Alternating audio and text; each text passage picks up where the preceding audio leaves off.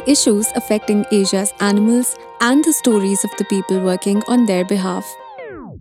We'll be taking you on a tour of what's been happening lately in the animal protection space around Asia and also bringing you updates from our huge network of animal protection organizations and our many working groups. Welcome to the Asia for Animals podcast.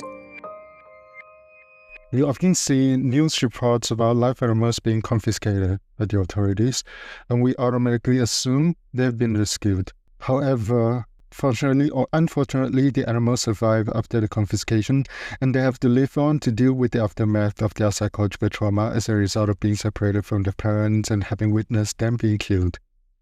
In this podcast episode, Amapola Rey and Cris Armengol were interested in studying macaques and gibbons respectively and how they cope with trauma in a social group after being sent to a rescue center from the chain of illegal pet trade.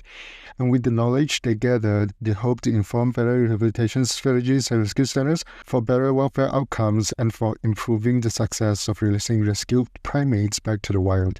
Welcome to the Asia for Animals podcast. My name is Cordia Long. I'm a coordinator for both the Sanctuary and Rescue Center Coalition and the Macaque Coalition at AFA. Poppy, go ahead and tell us what you do. My name is Amapola, but my non-Spanish colleagues call me Poppy, so feel free to call me Poppy. Well, right now I'm writing my PhD proposal, and it's also about illegal wildlife trade. I'm also actively collaborating with research projects stemming from this study we are talking about today. It's kind of a joint research initiative between the Comparative Minds Research Group at the University of Girona and the Institute of Psychotraumatics of Infant and Adolescent in France. So basically what they're doing is comparing my results to traumatized children. And they're creating like models to know if they actually have like the same symptom or same social impairment, and it succeeds. So it's going to be published soon. I cannot speak a lot about it because it's not still published, but that's so cool. So that's what I'm doing right now. Before I worked, and I would like to mention at the Elephant Conservation Center in Lau PDR as well, and I was their wildlife biologist. So what I did, the place is Lau Conservation Trust for Wildlife, or LCTW in Lau PDR. I stayed there 6 months conducting my research. And basically, we wanted to study whether traumatic past related to illegal trade affect social engagement, cooperation, and emotional resilience in macaques. We studied the 5 species of macaques you can find in Laos. Right now, you cannot find longtail because they are extincted, but before, yes, when I was doing it. To understand better my results, I would like to say something about the methodology, just briefly. So basically, we wanted to link different traumatic past related to illegal trade to social, behavioral, and emotional impairment in adulthood. So to do that, we established different categories related to illegal trade. So, for example, life experiences. It's not the same being a pet than being a performance, than being in a lab, or than being in a temple, right? Also, the type of rearing, it can be reared by humans or reared by the mom or the social group. And especially the most important one was the social exposure during infancy and juvenility. Most of the macaques that are in the illegal trade, they usually isolated when they are growing up, and that has detrimental effects during adult. So basically, we found that early life social withdrawal shaped the development of social skills and personality traits, especially introversion, and affect welfare. So basically, being isolated in early life can lead to a lack of social skills and also inappropriate behavior. Basically, they don't know which are the social norms and they don't know how to behave in social contexts. Also, being reared by humans affect the welfare, the development of personality traits like anxious and unfriendliness, and also the rate of abnormal behaviors. So yeah, that makes sense because we use a high rate to abnormal behaviors to say an animal have like poor welfare. Also, the time spent in the trade like the number of years an animal being a pet is gonna affect how anxious is in adulthood. So it's not the same to be rescued after 7 years being a pet than being rescued when they are orphans. So that's are my results. Very, very interesting about the comparison between humans and non-human primates. And Chris, I understand that you and Poppy went to the same university and you actually did your master's around the same time. And before I contacted you both separately, I didn't know you already knew each other. Yeah, talk about your past 10 years and what are you doing now? What get you started with your study on gibbons? Yes, hello all. Yes, I did know we know each other, Amapola. Even though we never met in person, we knew because we were in the same class in the master that we did 2 years ago. And that was, just before I started in the world of gibbons. Before that, I was for 10 years working in a rescue center in the Netherlands. And in there, I was basically working as a primate keeper with macaques, different species of macaques coming from different backgrounds, labs and pet trade, confiscations, and while trying to rehabilitate them from this traumatic early life experience through health, physically rehabilitate them, but also socially, which is one of the important and challenging steps that we encounter when you have animals coming from the pet trade. So after that, I did the master, and together with Amapola, we prepared our master thesis, and she went with the macaques in Laos, and I went to different centers in Southeast Asia to study. After years working with the macaque, I was still very interested in how the early life experiences can influence and shape the behaviors and the personalities of not only macaques, but maybe also other primates. So I tried to shift my focus to gibbons, also because during the research before choosing a subject for the thesis, we could see that in gibbons there were very little studies made about personality and about the early life experiences, whereas in macaques there is quite a lot of studies, even though still not enough, but there are more research happens with chimps and other group of primates. So in that case, gibbons were still quite relatively unstudied, so that's why I shift my focus to apply it to gibbons. And then I went to 2 different rescue centers in Southeast Asia, like Wildlife Friends Foundation in Thailand and then East in Vietnam. And then I tried to study the personality, the subjective well-being, and the impact that early life experiences have on the development of those things of the personality and the subjective well-being. And all of them are from gibbons coming from pet trade, from being former pets. So in a way, it is similar at the study of Amapola in the way that I also use this categorization of the background to kind of make more objective whether the main reasons or the main processes that pet animals go in their early life when they are being taken from the family and they are separated from the mother, they are isolated, they are humanized, they can be abused, and it depends also of what they are using for. As Amapola said, it's not the same an animal that is used as a photo prop that an animal that maybe is in a house. So the level of neglection it varies as well, and the level of abuse. But in all of this, there is always the challenge of knowing exactly what happened, because even though they arrive at the center, you are never sure of what exactly happened in their early life. We can assume that they were taken from the wild and that they were isolated, but exactly, and also the time frames is difficult to know exactly how long they were isolated, how long they were maltreated, and that is always a bit which gives the challenge to know exactly, if the data is completely true or not, because it's difficult to know what did happen before they arrived to the rescue center. So in my study, there were not really clear results, because I think it was more like a kind of exploratory study. Also because the sample was not really big. We had in the end 44 gibbons, and also because it was only based on questionnaires, a questionnaire for personality and a questionnaire for subjective well-being. Also the amount of people that was able to answer the questions also is not that big. But there were some hints for maybe a future study that to make perfilate and make the study a bit more adjusted. But in the big picture, we could see that, for example, the females were rated higher in anxiety than the males. which that also has been found in other studies of personality with macaques and chimpanzees.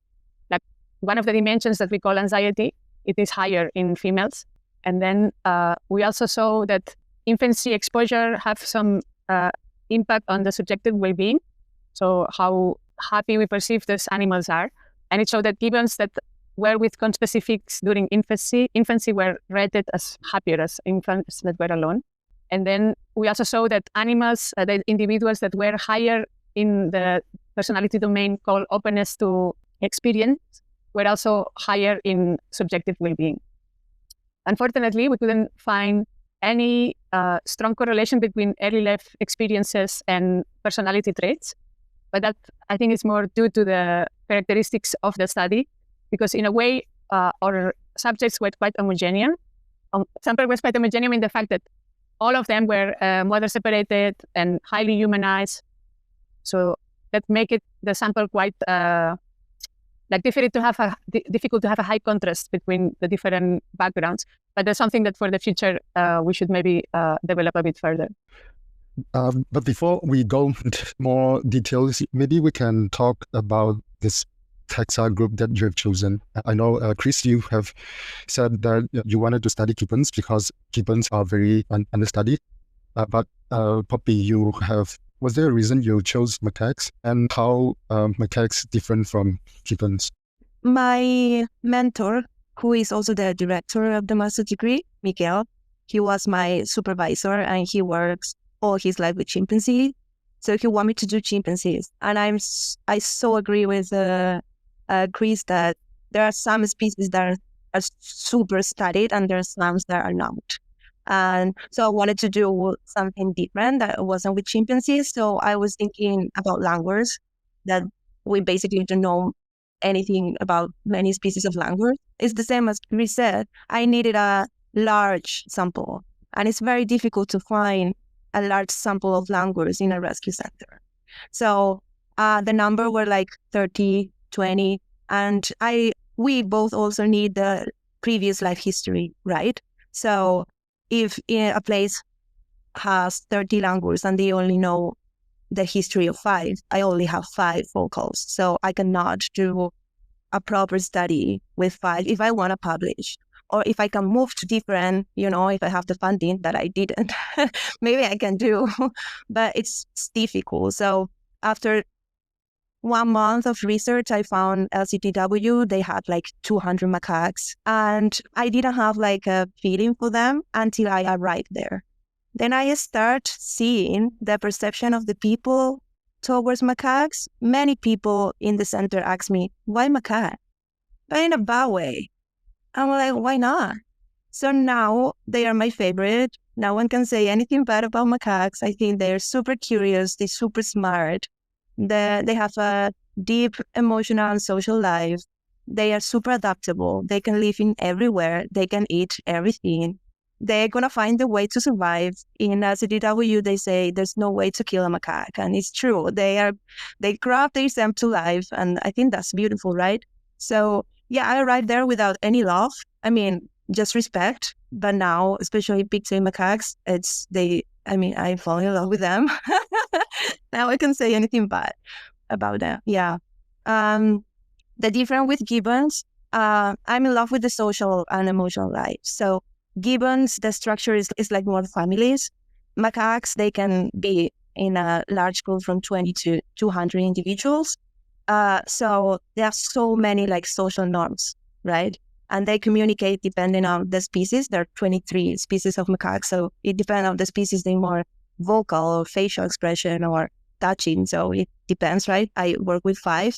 I think it was super beautiful to see the difference. And in LCDW, they have like mixed species group. So Asamensis could understand pigtails and they could understand grises and they could be best friends, which I found amazing. And basically the structure is like a balance between conflict and resolution. So it's normal that they fight. If you see macaques fighting, it's completely normal. And it's normal also they reconcile and they give them affection. So it's a hierarchy.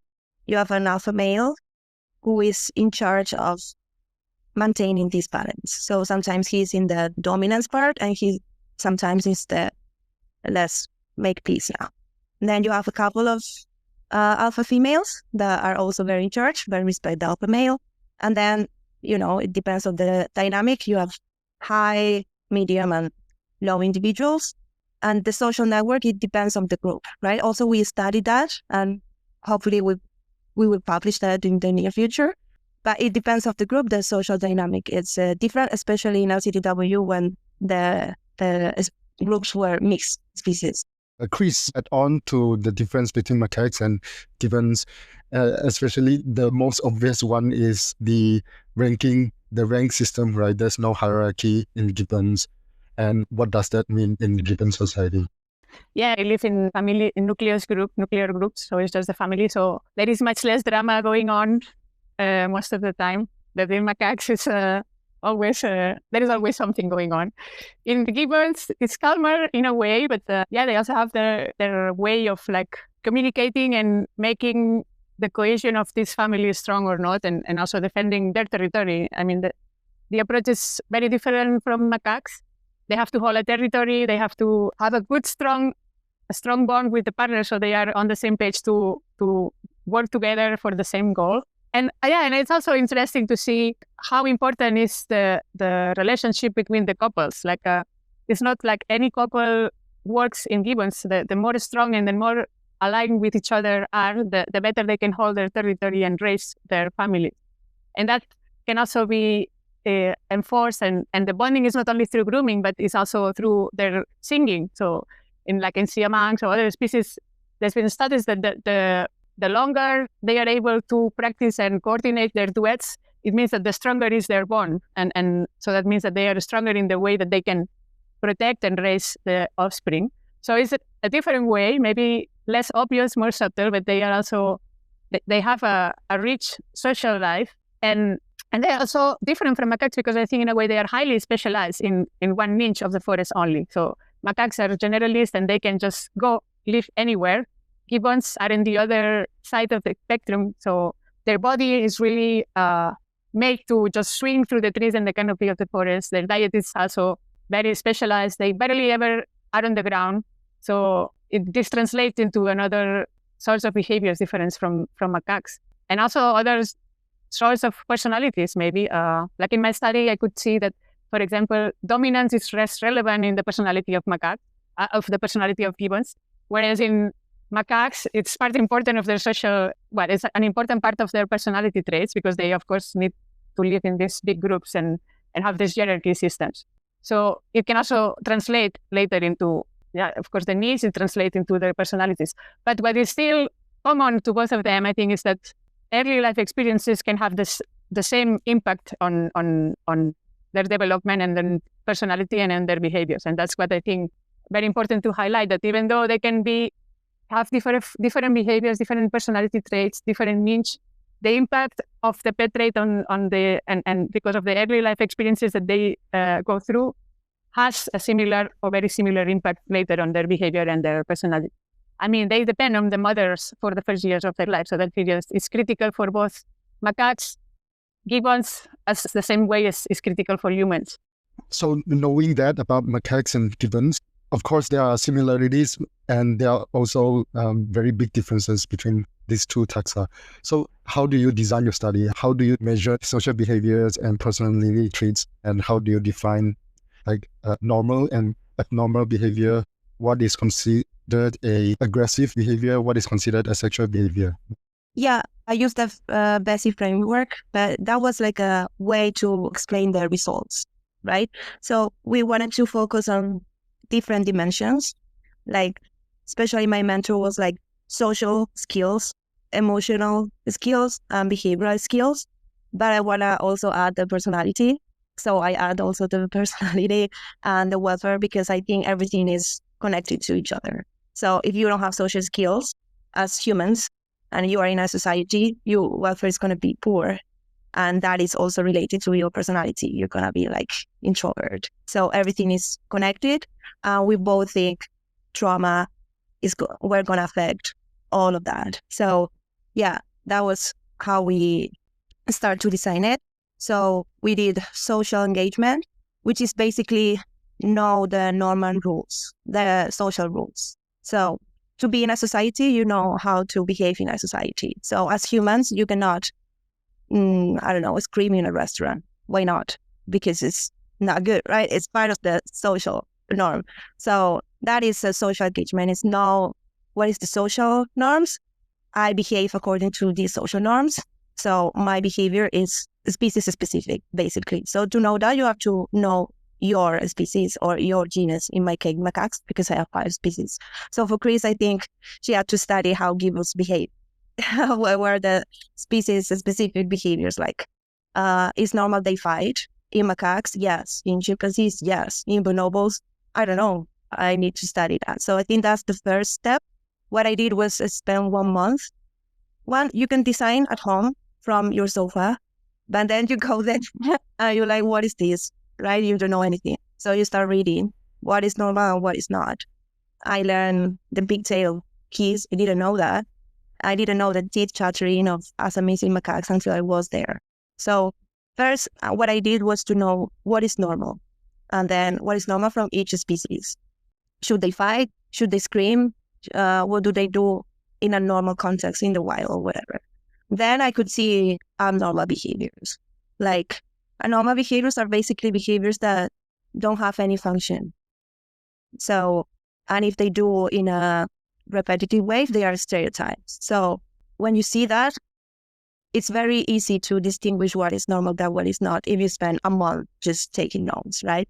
So in macaques, what I noticed, depending on the species, they usually do or tend to do more one abnormal behavior than another.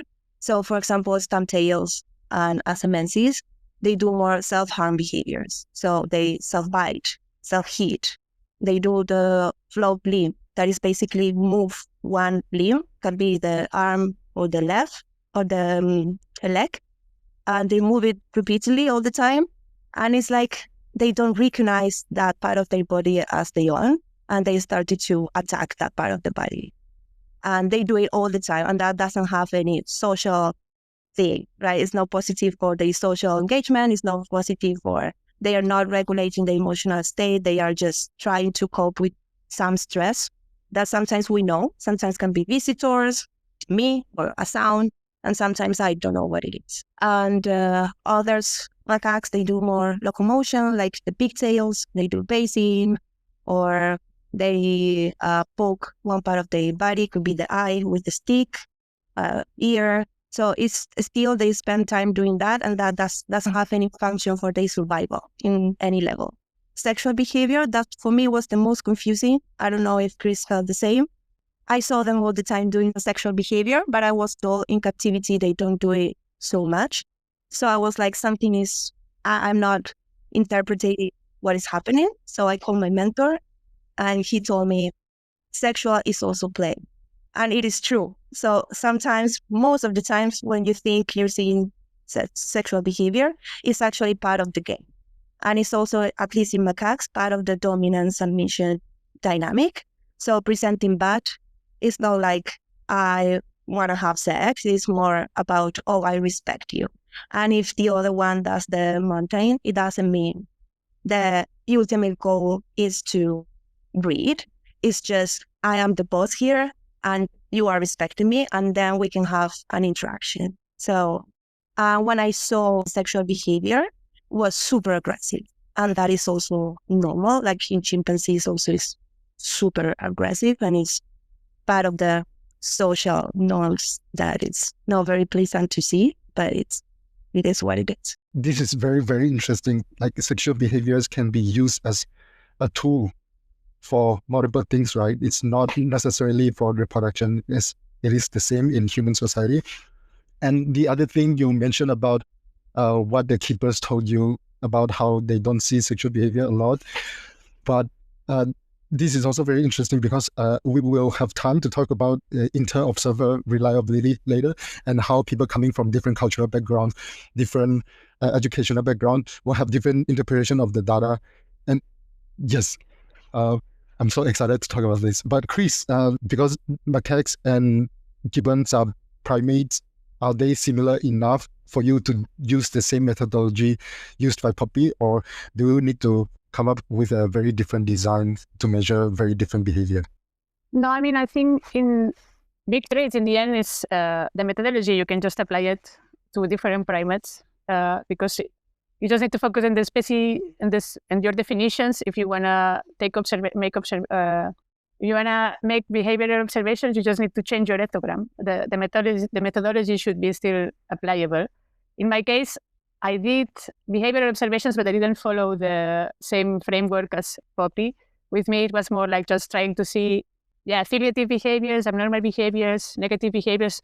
So they could correlate with personality traits. No, like if you see a gibbon having a lot of abnormal behaviors or vigilant behavior, then you can correlate maybe to anxiousness, or having affiliative behaviors would be correlated with extroversion. So it was more in that aspect. I was not looking as much in like the deepness as that Poppy did in her study. For me, it was just to back up a bit the personality questionnaire. But also in the end, I didn't have time to use all the behavioral data, so I just used the questionnaire and so that's still there. So it could be good to have a look one day. But the methodology, I think, is still just transposable to any species. You just need to look into the details of the species, especially when you are talking within primates, because they all have affiliative behaviors, aggressive behaviors, sexual behaviors, abnormal behaviors. So that even though the details are different, the general context, it's the same. And then for the personality trait, you just need to have to describe, because we also use the same personality test, which was a short version of a kind of short version, because we thought that, I think, well, that's we thought, at least for the reason to apply that one, it was because it was a short questionnaire, which in rescue centers, people is very busy. The keepers are the ones that need to answer those questionnaires. So if they need to answer a questionnaire of like 14 questions or 16 questions for, like, imagine 40 gibbons, that is a lot of time. So there are personality questionnaires that are made up of like 40, 50 questions. So that is a lot. And for the suitability of the context of the study, I thought that it couldn't be feasible. But it has the downside that then it might be less reliable. But I want to talk more about the questionnaire, because I imagine you did your study in Thailand and in Vietnam. So, but I imagine you wrote the questionnaire in English. Did you translate them? And talk about how you prepare the keepers to answer the questionnaire, so that everyone is understanding the same thing. Yeah, that's was one of the challenges, because in Vietnam, the keepers didn't speak English. So someone translated into Vietnamese. But of course, I don't know if the translation is accurate, because I don't know Vietnamese. So I really trust what the guy sent to me, and okay, that it is. But of course, maybe some word is not exactly what I meant. So that's why it needs to be really backed up with like a really detailed and operationalize every behavior that you think will mean, like being calm or being anxious or being bold. So every one of the objectives that you use to make up the test, the personality test, it's very important that it's very well described and translated into the behaviors of the species that you want to study. And that's, I think, the most difficult part, because you need to know also very well the species and make sure that everyone understands the same. But that's why you also have later like some tests that tell you like if these questions have validity, like the answers that the keepers give have validity or not. And also it's important that the people that answers the test is aware and motivated to do it. And also there are some rules, like for example, people should have worked with the animals more than 6 months. While they are answering the questionnaire, they shouldn't speak to each other or discuss the questions to each other. And also, they need to base their responses on the behavior that they see actually, not based on past behaviors like from years ago. They need to base the answers of the personality test in the actual behavior of the animals at the present time. Can I add something about that? Because I tried to do the questionnaire with the keepers, but I couldn't at the end. In Lao language, there's no word that is translating to trauma. They don't know. Trauma is not a word in Lao. There's no word for mental health. So I was working very close to the translator who could speak English, and I had to explain to him what it was, and then he had to explain to the keepers, right? So it's so difficult, in my opinion, to do in 6 months. I mean, if I want to do that, and I want to do for my PhD proposal, I think at least 1 year minimum, because it's so different language, Lao and Spanish or English, and also so different background and cultural. So I use 3 questionnaires, one for social responsiveness scale, another one for welfare, another one for personality, so many items.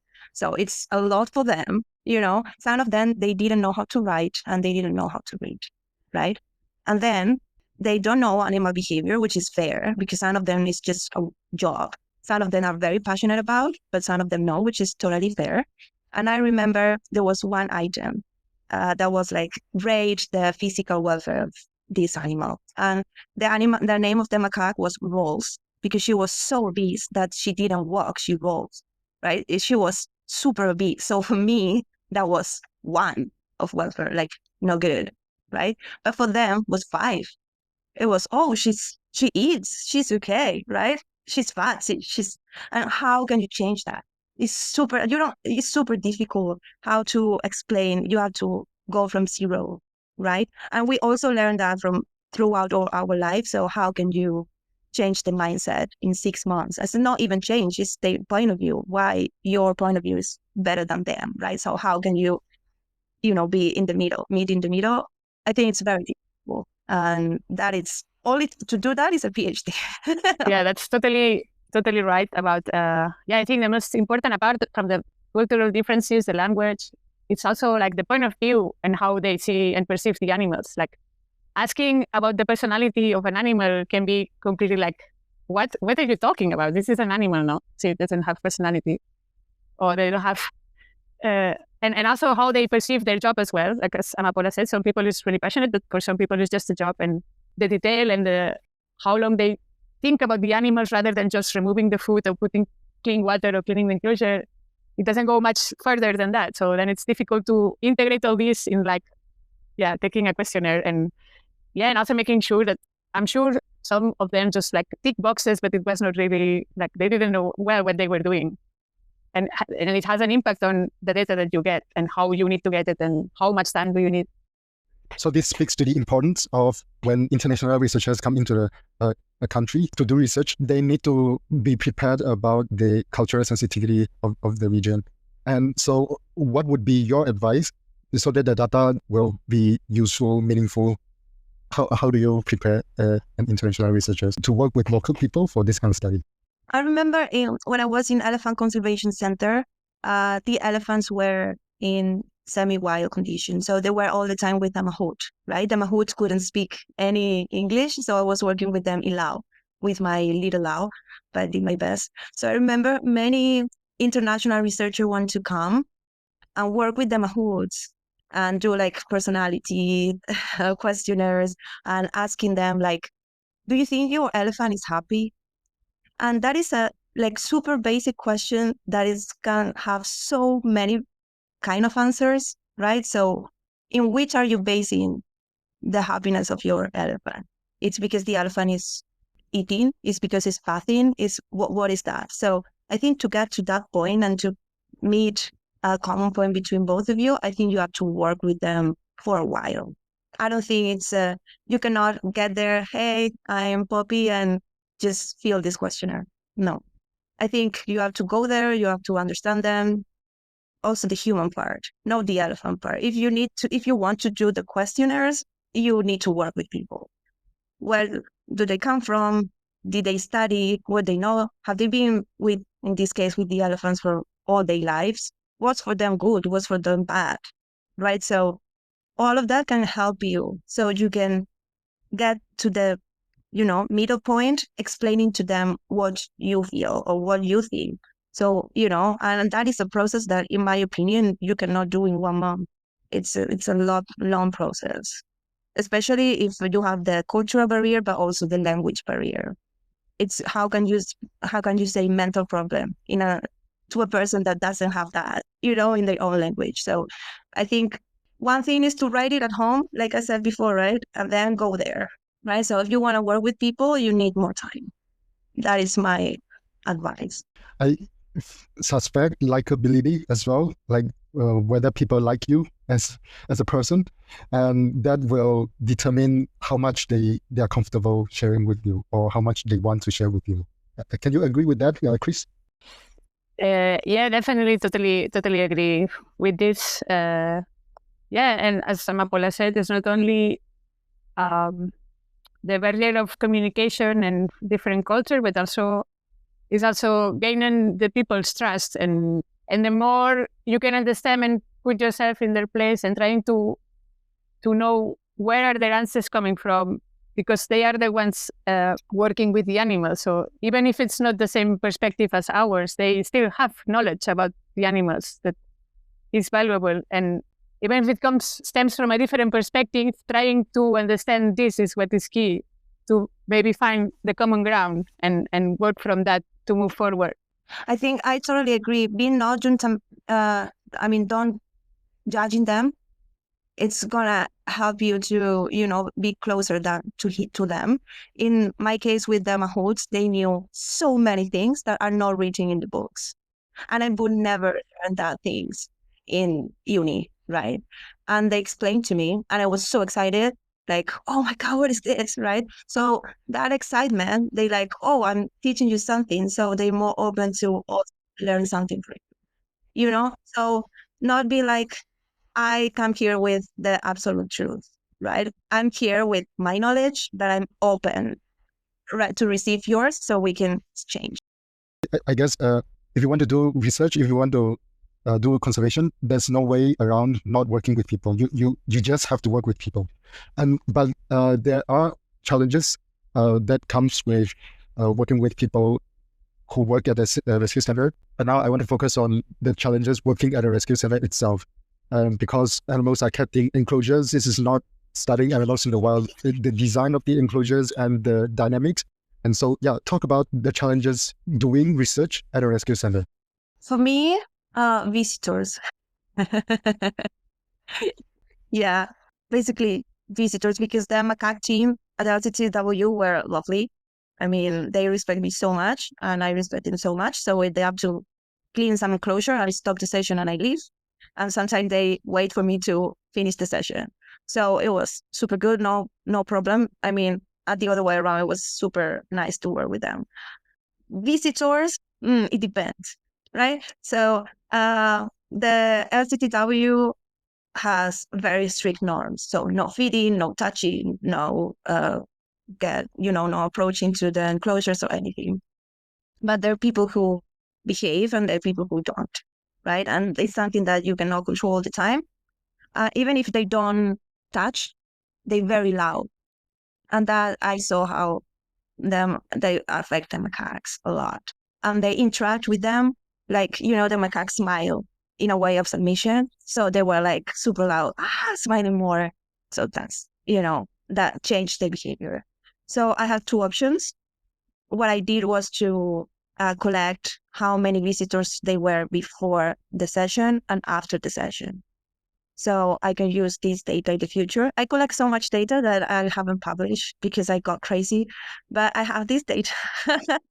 And sometimes I literally stop the session and I lost data. But I think the dynamic changed so much. So it wasn't like real data in my opinion. So if there were busy day and there were many people there, I just rescheduled that. In my case, it didn't affect much my observations because they were not much around where the gibbons that I was studying. But I think sometimes in rescue centers can be like changes, no? Sometimes you have an animal that is, when you start the study, is here, but in this enclosure, in this context, and then all of a sudden the group falls apart or he starts an introduction, so the context changes completely. So that can be something that you want or something that you don't want in your study. Depends of what you are doing. And yeah, and I mean, of course, if you require resources from the keepers in rescue centers, it's very limited as normally. Well, the time of the keepers is really quite low. I mean, they are so busy that the time that they can maybe dedicate to help you, it's quite limited as well. So you have to really take this into account, that you need to be a bit independent. I think that's, if you want to study in a rescue center, you really need to know first about the rescue center, what are the logistics, what are their husbandry procedures, the schedule, and you really need to try to adjust your study to the conditions, to the setting of the rescue center, because that's very important, and it will affect definitely what you want to study and how you are going to study.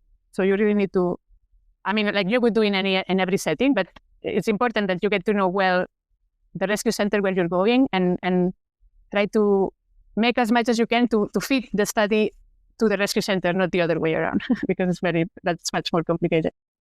So knowing, I know data is difficult to interpret sometimes, but you still learn things, right? You still learn the dynamics between the primates at the rescue center and between primates and keepers or visitors. Knowing what you know after conducting your research, how do you apply your knowledge, scientific discovery, or your personal experience? How do you apply them to the better management of the rescue center? Most of the wildlife centers I've been, they don't have like a research group.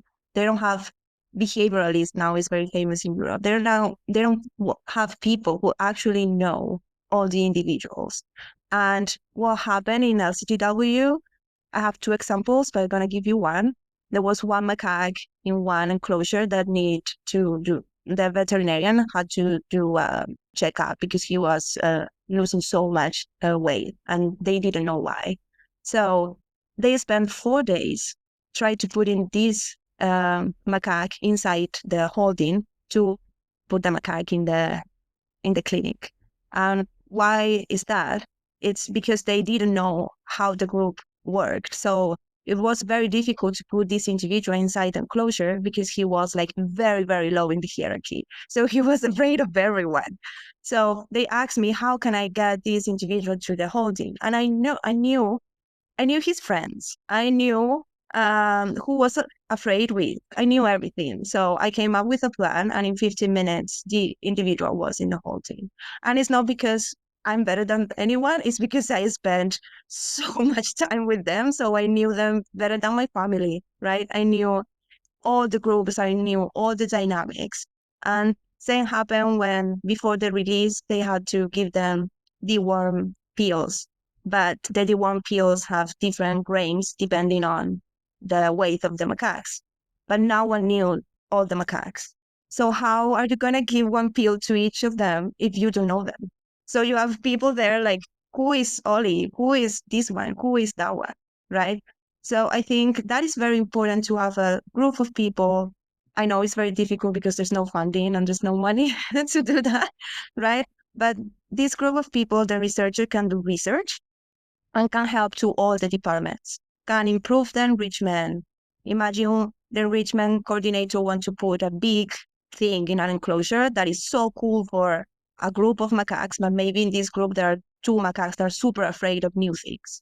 So you actually trying to, I know you're trying to improve the welfare, but you're doing the opposite because you don't know the group.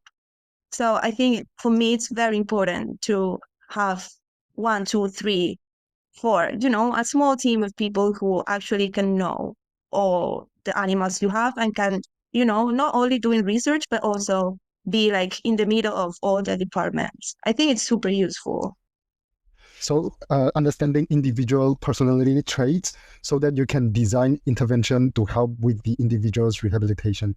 And for macaques, it's very hard to differentiate between individuals, right? Because they live in such a big group. But for gibbons, you don't have the kind of challenge. You know every single one of them, right, Cris? How does understanding their personality help you to do better rehabilitation?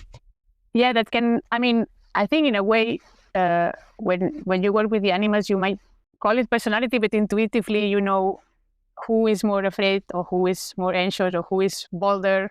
So in a way, you already try to apply these things in the daily management, even if you haven't done a personality test and you don't have like this is 10% extroversion and all like that. But I think especially in socialization of when the gibbons are older, now we know that the impact of isolation is very pregnant as they keep getting older. So the longer an animal is alone, the more difficult and the more deep is going to be the impact of lack of social skills and the personal and the development of their personality. So I think for those cases in which animals, also in macaques or in gibbons, they are rescued when they have reached already adulthood, then you enter in an area which is difficult. It can be completely difficult to rehabilitate that in the sense of the socialization part, and actually that's the part that is more impactful in their welfare, I think, because primates are social animals, so being alone it has a detrimental effect on their welfare, and of course and their rehabilitation if they want to be released.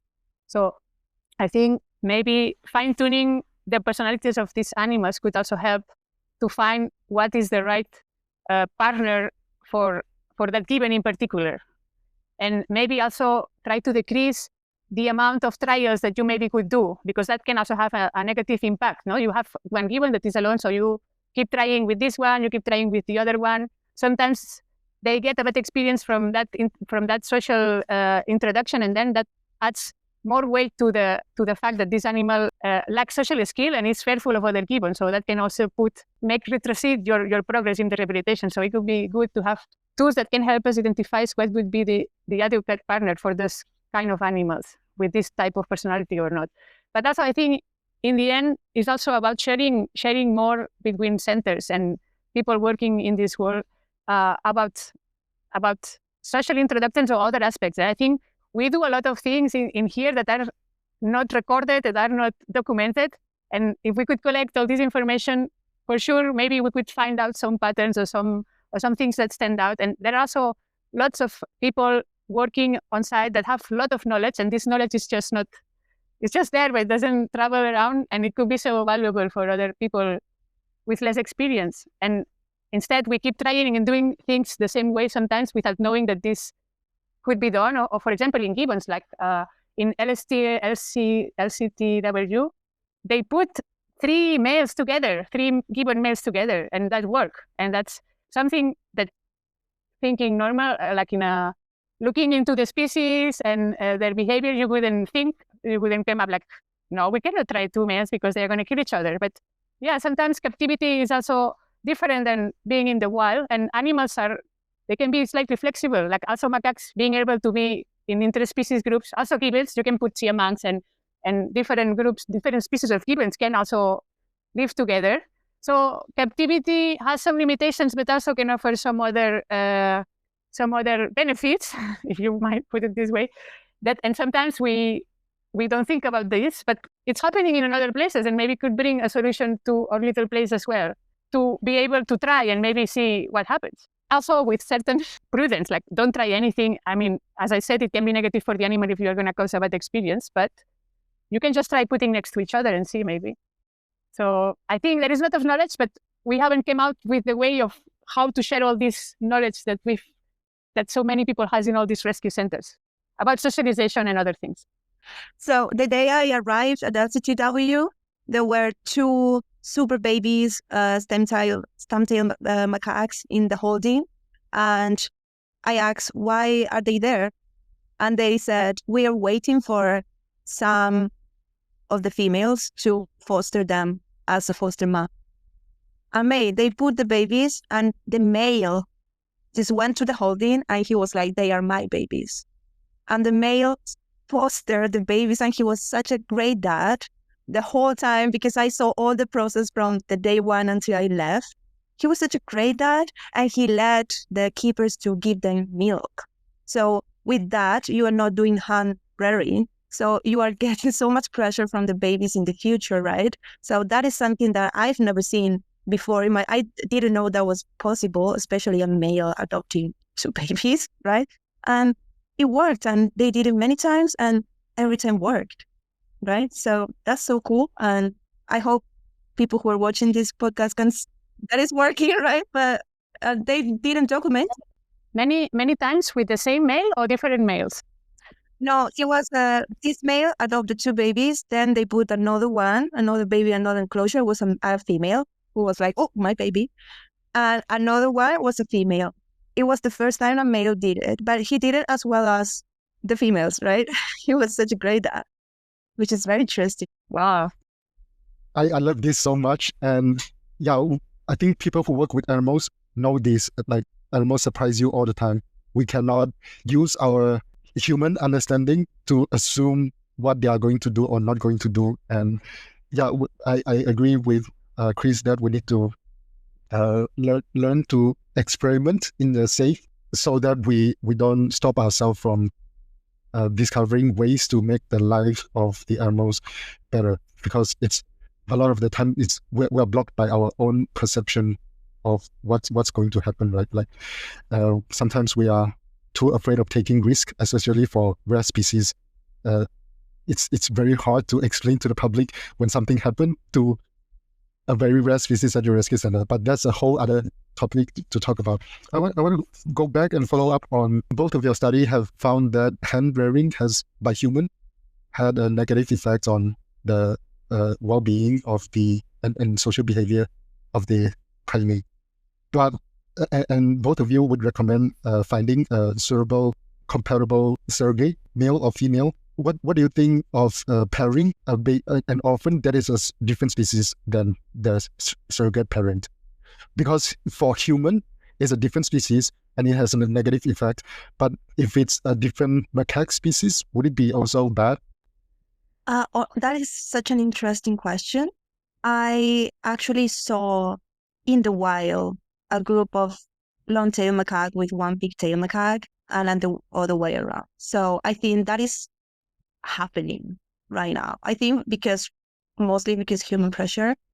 Also happen in language, they are now like hybrid between different species. So I think it's something that is actually happening. I don't know how good is that for the survival of the species, right? In the case of LCTW, it was same species. So the stamp-tail dad was a foster dad of stamp-tail. Same with the other ones. And the last one was an Asamensis with an Asamensis baby. So it was same species. But it is true that the whole group was mixed species. So I don't know if I would say if the species is critically endangered, I wouldn't do it, because you are mixing a species. So maybe you're gaining a new one, but at the same time you are, leading to the extinction to the one we have right now. But that's exactly where it is needed, right? If it's a critically endangered species, you don't get that many options at the rescue center. Like, where do you find other same species of macaque that can be the surrogate? And we are not even talking about whether they are comparable yet. So there are not many options. So sometimes they are forced to either being taken care by a human or a close related species. But I would think exactly like longtails and pigtails already sometimes hang out together in the wild, and in a way they have certain affinity to build in a way. But I'm not sure. I think if the species are behaviorally close enough, for example, like Ilobates agilis and Ilobates laura are similar, are very similar. Maybe I wouldn't put in Nomascus, but some things I think some species you can consider if it's just for a surrogate period, because I think the impact still better than just being with a human. Even then maybe some species-specific behavior might be not exactly the same. The overall behavior is much more closer than the one of a human. And also is the attachment, like the protection and attachment that being with a mom, with a surrogate mom, can proportionate to the infant. And of course later when they become a bit more independent, they can also be introduced with other juveniles. It doesn't need to be with the surrogate mom anymore. So I think the benefits still outweigh the disadvantages, but I think it depends which species you need to look close at their behaviors and individuals in individuals also. Like, what kind of individual would you choose for that? So the hand rearing by a human would be the last resort. It may be because humans have so many other things to do, right? You cannot invest all of your time and life on the baby. So the other thing I want to follow up on is the data sharing. But I know, Puppy, you have used some of the Zim data for your study, and could that be a platform for data sharing between rescue centers? What are rescue centers not doing, and how can rescue centers share their experience or data more effectively, but also sensitively, so that people cannot exploit those information to harm the rescue center. Yeah, absolutely. I think it's a great platform to share knowledge. At LCTW was the animal management at that time, Melody, who was like super into it. So it was her basically like super heavy with everyone. Like, you have to do it, right? And that's so cool, right? Now she's also working with Elephant Conservation Center, and she create already the elephants, I think, or she will. And I think that's the key, right? She's doing it. I know you know Melody as well.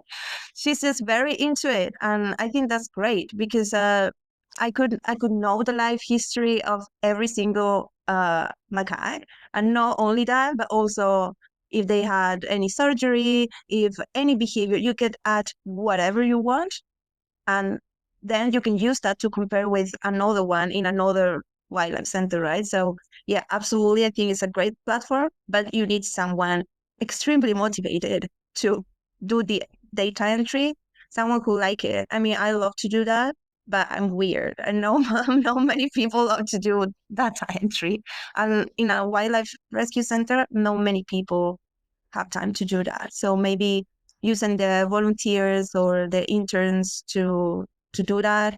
Yeah, but absolutely, I think it's great. It's a great platform. Yeah, I used Sims before in the former rescue center, and now just it's funny because we just got access to Sims recently for GCS, and Melody came here to teach me how to use Sims. And yeah, she's a big freak of Sims, and she really loves it. And she still has to teach me so much because we just could do briefly a couple of sessions, and yeah, it's a huge software program, and you can put every single detail from medical, husbandry, like anything you want to record is possible to record there, but it's also complex. And as Amapola said, you need time, and especially to set it up now that we have already some years of data and we have to introduce everything. So it's a huge task. But I think one of the limitations is that you need to pay. So depending on the rescue center, that might be a limitation. I'm not sure how much, because for us it was through a program, it was like given. So that's very nice for us because it can help managing and keeping records of their animals, but also, as you said, to share with other places. And in a way, you don't need to share everything. You can also choose the level of shareness that you want with other rescue centers. So that is also a setup that you can adjust to your policies or your perspective.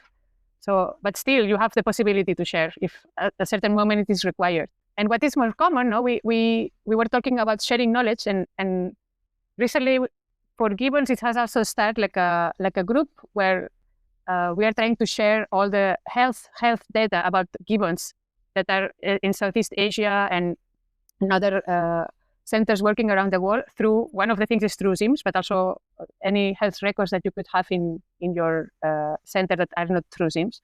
So to kind of make a big database for like normal parameters for different species of gibbons, like what is the blood levels and things like this. So all this knowledge that has been collected through many years, put it all in one place. So I think it also would be nice in the future. Now we quickly think about health and all the health data, but it could be nice to in the future maybe have also like a database of behavior, no, and socialization, surrogacy, and things that are primordial steps in rescue centers and rehabilitation processes of primates, of macaques and gibbons. Yeah, data sharing is so important. It will solve a lot of problem with the small sample size when doing your research, right? And maybe Poppy, you mentioned that you are writing a PhD proposal about illegal wildlife trade. Talk about that, and then what you wish people would understand about illegal wildlife trade and how the trade has caused trauma on primates. Okay, so basically, what I would like to do is to again assess the impacts of illegal trade. I don't mind if the species, it could be macaques, langurs, gibbons. I just need a social species and a large number of individuals that were in the trade. So the first part of the PhD would be doing basically the same as Chris and I did before. So just to describe how the individuals are and how are they affected by the past. So I would like to establish more categories like the diet or if they've been restrained.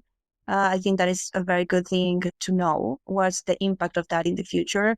Once I have that, like I did before in the next research, is to try to do a real rehabilitation therapy. So I would like to choose those individuals that are more affected by trauma, which mean more rate of anxious behavior, like self-direct behavior and abnormal behavior, and try to re-socialize them.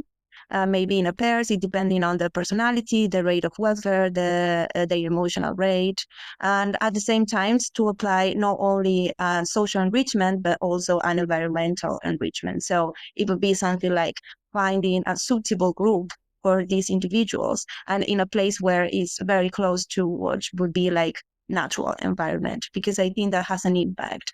We heard many times like if an animal displays so many abnormal behaviors, cannot be released. But is that true? I don't know. Someone tried. I don't know. I've been trying to read a lot about it and I don't think no one did. So it's like, what if we find a place where the individual is comfortable in a social way and also in an environmental way? What if the rate of abnormal behavior comes from 50% to 5%? Maybe that individual is actually suitable to be released, or some, also maybe no. But let's give it a try. So once that is done, I would like to compare how these animals, these individuals were before and after the rehabilitation process, and to see if there is a way to create like protocols. So if a wildlife center receives an animal that has this life history and has this personality trait, the best way to rehabilitate will be this.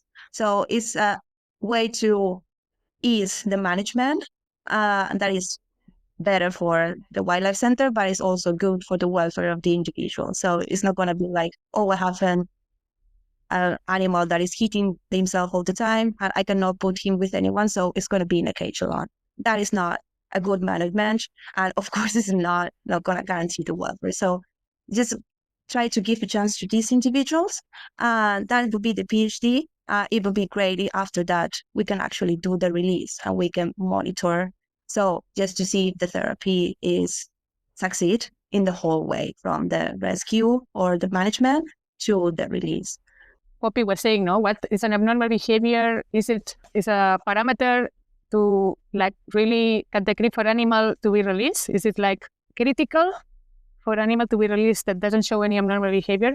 I think that's also questionable, and in this case, you need to assess the impact of that abnormal behavior in the behavior of the animal, and that can only be done individually, and also in a change of context, that abnormal behavior can also change. So that's why it's difficult to make like a just a line. I think every case needs to be looked into it specifically and make individual assessments of what are the pros and cons, and maybe do little trials as well. But of course, every abnormal behavior depends on the abnormal behavior.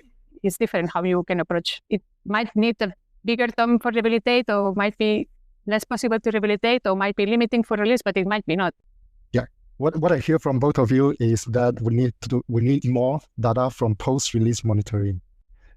Thank you for sharing that. And we have already talked about how humans are not a good foster parent. How do you convince people not to keep primates as pets? I would show them all the videos that I have of these individuals hitting themselves and biting themselves. So I think what I perceive from the visitors at LCTW was like, they don't see the pain. They don't see something bad is going on. But once you tell them, like, hey, it's happening this, I saw people crying. Like, the problem is they don't understand what they're seeing, right? If you've seen a monkey that is compulsively masturbating themselves, they think it's funny. I'm like, no, it's not funny. He's just too stressed that he is just hurting himself. So I think that is the key. That is what you're doing, what your organization is doing, right? Is like showing the world the detrimental, and you don't need to be a scientist. You don't have to be a conservationist to see the pain. So yeah, I would show them the consequences. But I think there are going to be people who thinks like, that's because other people don't know how to take care of them. I know how to take care of them. Like maybe I can be a good parent. Like how do you convince these kind of people? That's a very difficult question, right? I got many. Maybe Chris also like, oh, but you have a dog, right? Why if you have a dog, why don't have a I don't know, primate, or why don't have an elephant as a pet? What's the difference, right?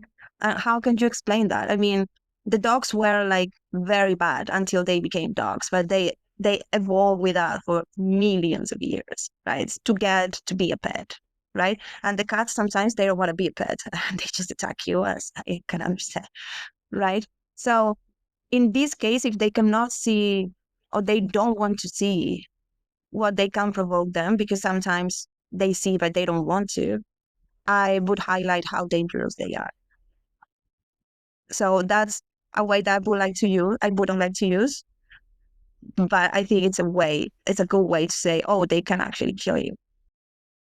No, but I think it's also important to highlight that in these cases also it might be a lack of knowledge of how this animal has made it to their houses. Like for this baby macaque or this baby gibbon to be your pet, his family has been killed, has been hunted. So that's the price that this baby is paying. All his family has been hunted, and you are promoting this. So I'm not sure if that can bring more awareness to it, but I do think in a way it's a lack of understanding and a lot of knowledge of what is having a pet like that, what implies, and what are the consequences. That's it for today's podcast episode. We are very grateful for Amapola Rey and Cris Armengol for the time and for sharing their experiences. Cris is the rehabilitation manager at the Gibbon Conservation Society, which runs 2 rehabilitation centers in Malaysia. They have just announced the birth of the world's first ever North Bornean gibbons, born in captivity at the rehabilitation center in Sabah in May 2025. At the same time, they are also preparing for the release of 2 family units of large gibbons in Peninsular Malaysia. We wish them nothing but success, and if you would like to support their initiatives, you can symbolically adopt a gibbon or join their membership at www.ko-fi.com. That is ko-fi.com/Gibbon Conservation Society. I'll put up a link in the description of this podcast episode. And for Poppy's research paper entitled Impacts of Illegal Trade on Social, Emotional, and Behavioral Skills in Macaques was published in 2024. I'll link the article in the description as well. Thank you for listening, and please take care of yourself. Thanks for listening. You can find everything you need to know about our work and connect with us at asiaforanimals.com. Tune in for the next episode. Asia for Animals Coalition, a united voice for Asia's animals.